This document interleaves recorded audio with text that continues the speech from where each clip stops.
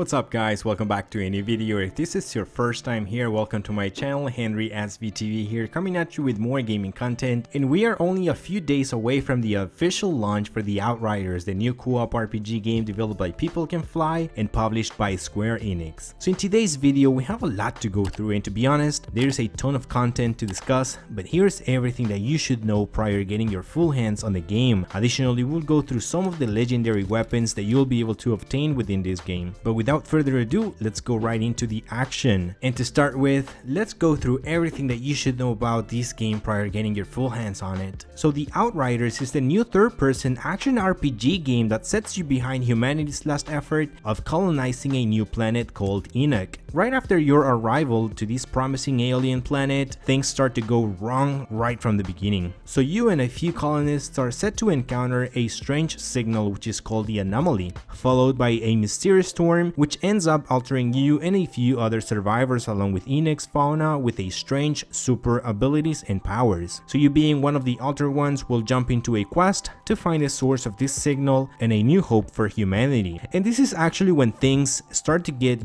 pretty interesting. Now, to start with, the game is oriented towards a co-op experience with up to 3 players, and this can be experienced either with your friends or you can jump into a public matchmaking. Now, for the public matchmaking, be aware that you could end up playing with someone who is far more advanced into the story and could potentially contain spoilers. On the other hand, if you're interested in a solo experience, that is also an option, so it's really up to you in which way you want to play. Now, another thing to keep in mind is that the game is solely a PvE experience, and in no way has been confirmed or stated that the game will feature a PvP option, or at least not for now. Now, additionally, since the game will be launched for many different platforms, has been confirmed that crossplay will be available. So just to begin with, this is already looking fun to be able to play with your friends and go through the main campaign. Now, while the game is centered in combat, it has a strong focus on its main story, in which you will be able to also enjoy. As seen in the demo for this game, you'll also have the option to talk to NPCs, learn from their stories with a dialogue system in which you can ask additional questions to them. Now, even though you get to ask additional questions, they don't impact on the development of the main story, but rather they provide more insight on the character's backstory or even pieces of information from the past. Aside from this, you'll have 4 classes at your disposition, and all of them with different abilities and a massive skill tree to develop.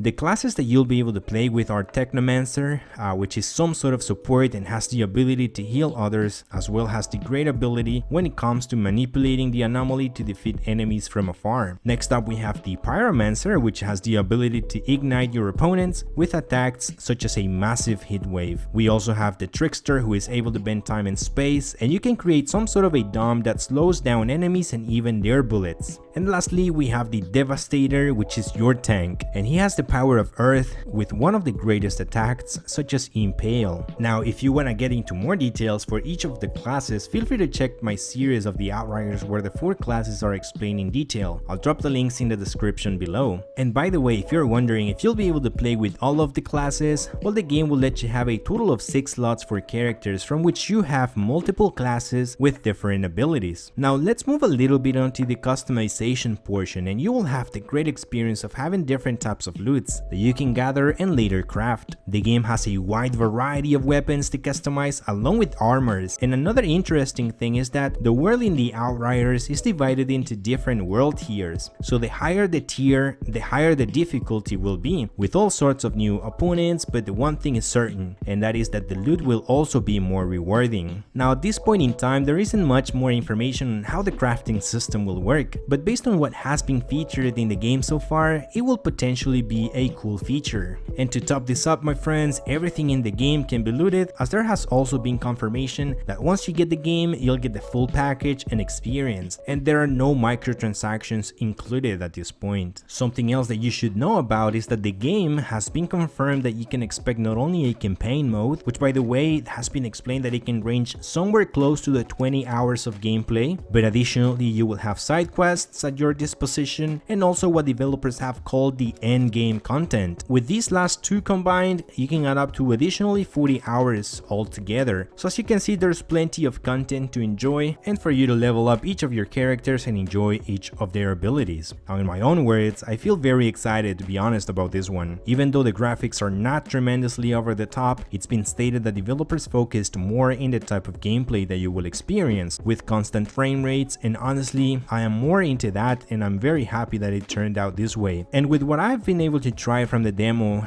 the feeling I got is that I definitely want to continue playing this game much longer. For your reference, these are also the requirements and specifications for the different platforms in which the game will be available, along with the resolutions that you can expect. But alright folks, it's time to see some of the great legendary weapons that will be included in the game. And to start with, this info is coming from IGN, and there's plenty of more info in case you want to check it out as well. But this content I brought to you because it really caught my attention and I wanted to share it with you. But it has been explained that there will be a large variety of weapons, from which we have rifles, shotguns, handguns, snipers, automatic rifles, SMGs, and LMGs. So there's plenty to choose from. Additionally to this, there will be many modifications that will alter how the gun performs. Some will change the bullet types of the gun, some will have incendiary bullets, some will have even lightnings that will go down the enemies once they're impacted by the bullets. Now, these modifications can be allocated depending on the weapon type. Rare weapons will have 1 slot, whereas epic weapons and legendary ones will have 2. With the only difference that for legendary weapons, one of those slots will be for one of the modifications specifically for that legendary one. Now let's dive into the weapons, and please let me know which of these is your favorite or which weapon you plan on crafting once you play the game. But the first weapon that you'll see here is called Iceberg, and this one is a legendary Volt Rifle, which is pretty much a sniper rifle, and it can be modified with the Ice Blast and the Icebreaker. One will create an ice cover after dealing a critical hit, and the Icebreaker will literally break your enemies down to pieces. Next up, we have the Grim Marrow, which is a light machine gun, and with its mod called Singularity, it creates some sort of an anomaly that covers the ones that are hit by its bullets into this blue anomaly wave until they explode, with combination with another mod that is called Improved Stiffening, which slows down enemies. Next, we have the Budomaker, which is another legendary gun, and this by far is one of my favorite looking ones, and it is an assault rifle which uses a mod called Ultimate Damage, and what it does is that it connects enemies, and when damaging one of them, the other one will also receive damage. Next up, we have the Migraine, which is a legendary submachine gun, and this one uses a modification called Bomb Ahead that causes the enemy's head to explode. Pretty fun, huh? Alright folks, this is definitely a wide variety of things to experience in this game, and I hope that this video was of enough information for you to decide whether if this game is for you or not. My best recommendation at this point is to try the demo, which by the way you can also save your progress if you decide to get the full game after. But this was the video that I had prepared for you today. Let me know down in the comments if this game is for you, and as well, I want to ask you to please give this video a thumbs up, and if you enjoy this content, consider subscribing and activating all notifications on so that you don't miss any of my future videos. And as always, I want to thank you for watching, that is highly appreciated, and I'll see you on my next one. Goodbye.